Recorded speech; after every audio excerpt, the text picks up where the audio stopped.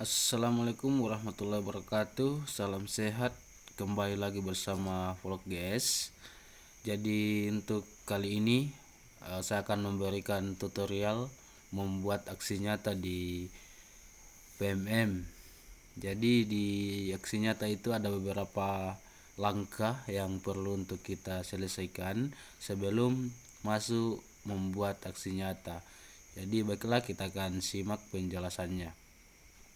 Jadi yang pertama, kita masuk di PMM Platform Merdeka Mengajar. Di sini kita akan diajak untuk masuk di beranda. Kemudian di sini ada beberapa pilihan. Ada asesmen murid, perangkat ajar, pelatihan mandiri, komunitas, video inspirasi, dan bukti karya. Nah, kalau kita berbicara tentang aksi nyata, maka yang kita pilih adalah pelatihan mandiri.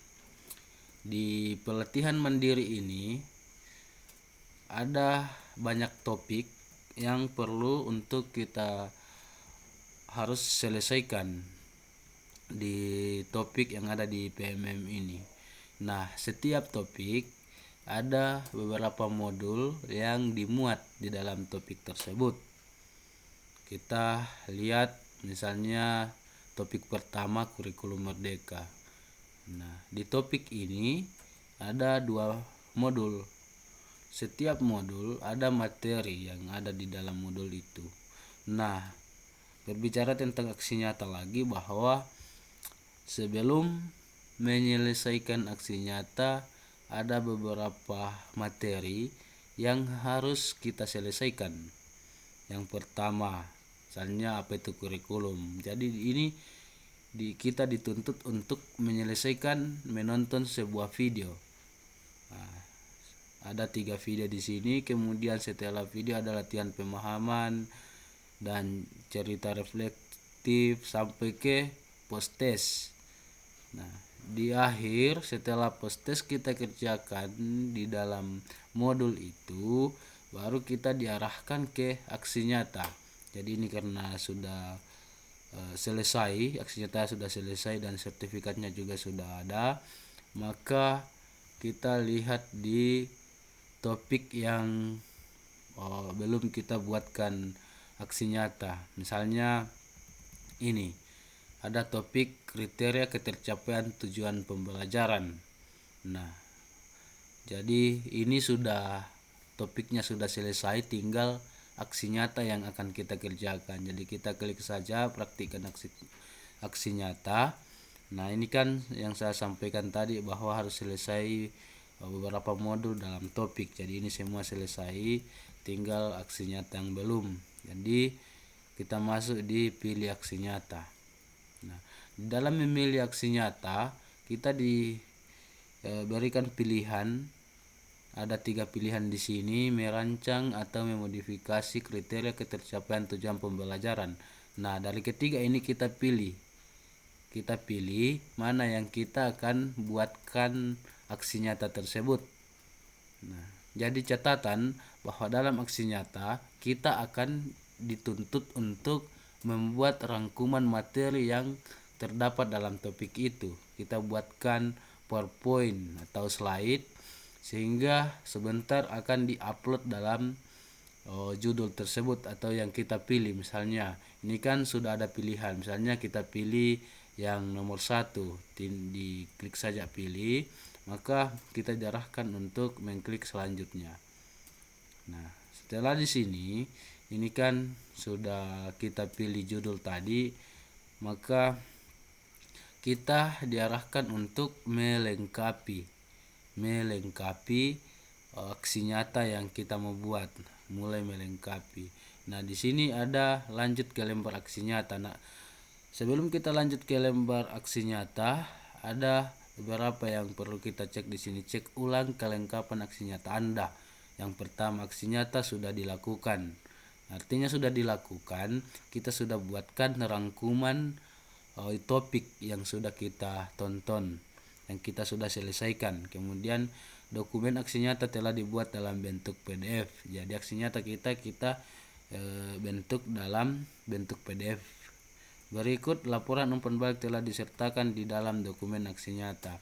Jadi di dalam aksi nyata ada umpan balik yang kita buat, atau umpan balik itu bentuk pertanyaan kepada audiens atau kepada siapa yang menjadi audiens dalam melakukan atau memaparkan topik itu. Nah, misalnya semuanya kita akan checklist. Nah, setelah kita checklist, kita ketik ia lanjutkan. Nah, kita akan lanjutkan. Nah, maka setelah diklik lanjutkan, maka ini judul yang telah kita pilih tadi. Tentukan satu tujuan pembelajaran yang ingin dicapai pada satu pembelajaran. Nah, kemudian kita lihat unggah dokumen aksi nyata Anda. Pastikan dokumen lengkap, pastikan terdapat laporan umpan balik, format PDF maksimal 10 MB atau video. Nah, jadi itu aksi nyata bisa juga berbentuk video. Nah, setelah itu kita pilih file. Nah, misalnya file yang ada di kita save di mana file itu, kemudian kita klik, maka otomatis sudah masuk di file. Di sini ada judul aksi nyata. Judul aksi nyata bisa ini yang kita copy paste saja masuk di sini. Nah, di sini ada dua yang perlu kita jawab di deskripsi, kita jawab di sini. Pertanyaannya adalah bagaimana proses Anda membuat atau memodifikasi kriteria ketercapaian tujuan pembelajaran. Nomor 2, perbedaan apa yang Anda lakukan jika dibandingkan dengan pembuatan kriteria ketercapaian tujuan pembelajaran sebelumnya. Jadi tinggal kita isi sesuai dengan apa yang kita lakukan selama pemaparan topik tersebut. Kita tuliskan saja di sini jawabannya. Lalu berikut ada refleksi 3 yang perlu untuk kita selesaikan di sini. Yang pertama, hal apa yang Anda pelajari dari proses membuat atau memodifikasi ketercapaian tujuan pembelajaran. Kedua, bagaimana pengalaman aksi nyata ini mengubah diri Anda. Ketiga, setelah melakukan aksi nyata ini, apa langkah Anda selanjutnya. Nah, ini sama halnya yang di atas tadi, kita juga jawab pertanyaan refleksi ini, ada 3. Nah, setelah selesai diklik saja ini 2 diklik, kemudian dikumpulkan. Setelah dikumpulkan, itu pertanda bahwa semua yang kita sudah isi di atas sudah selesai. Nah, setelah selesai kita kumpulkan, kita menunggu validasi.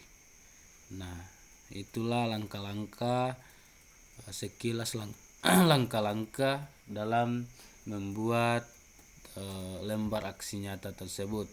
Saya kira lulusnya kita validasi itu tergantung dari bagaimana caranya kita untuk melengkapi pertanyaan-pertanyaan yang ada di lembar aksi nyata tersebut.